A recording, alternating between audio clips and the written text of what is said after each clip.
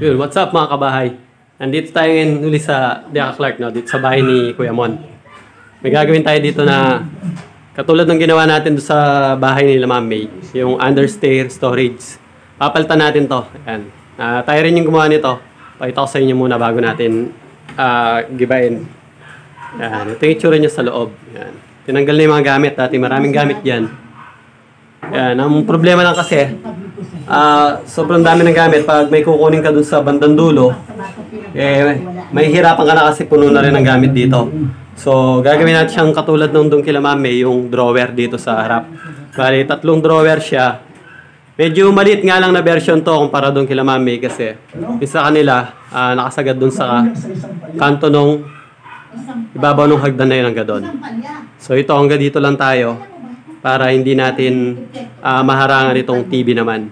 Pero tatlong ano rin siya, i-divide din natin sa tatlong drawer, yan, yung gagawin natin. Gigibayin muna natin to, tapos magle-layout tayo dito. Okay?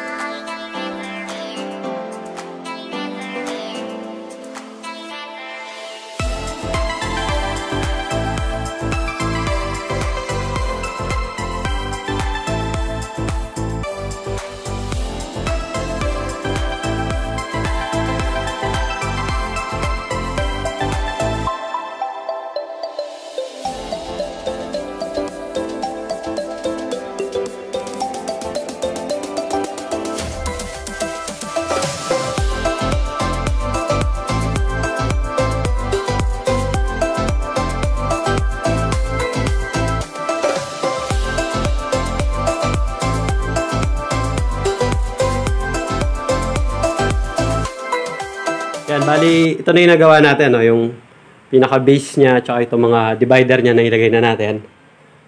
Yan, tapos nilagay din natin to para ito sa, dito babangga yung pinaka-drawer niya dito. Yan, sa part na to. Tapos dito, nakatakip yung pagitan niya dito. Yan, kaya naka-offset ito ng 3/4, naka-offset yan. Yan. Tapos ito, syempre, hindi na to naka-offset. Dahil pantay na siya dito. Ito dati na to, hindi na natin to tinanggal doon sa dating cabinet. Tapos nagamit din natin yung mga iba pang plywood na pinagtanggalan natin, yung mga kulay white na yan. Bali, yung magiging size ng drawer natin dito ay 60 centimeters lang. Parang mini version lang siya nung doon kila Ma'am May. Kasi mas maiksi ito, hindi siya sinagad doon. Yung kila Ma'am May nakasagad doon sa pinakakanto nung hagdan. Yan. 60. Bali, bukas gagawin na natin yung mga ano niya, mga drawers niya. Magkukulang lang itong isang plyboard natin dito. Bibili pa tayo ng dalawa. Yung binili natin kahapon, yan, sinakay lang natin doon sa strike. 3 lang yung binili natin kasi mabigat yung 5. Bali, 3, tapos bibili ako bukas ng 2. Yan. Yung mga nakakatanda pala, nakapanood nitong yung vlog natin dito. Ito na yung itsura niya ngayon. Yung ginawa natin dati na yung patungan ng aquarium ni Kuya Mon. Ayan, may mga isda na nakabalik na. Tapos, naduko varnish na rin nila yan. Ayan, sila Kuya Mon gumawa dyan, tsaka si C2K. Tingnan natin yung mga isda ni Kuya Mon. Yung tagal na to, ilang taon na sa kanya to. Yung karpa, maliit lang dati yan. Tsaka ito mga, ano bang tawag dito, yung hammerhead shark. Yun. So, abangan nyo bukas yung pagpapatuloy natin sa paggawa natin dun sa understairs storage natin. Papakita sa inyo yung paggawa ng ating mga drawer. Tsaka bibili na rin tayo ng ating mga ball bearing drawer slide. Okay.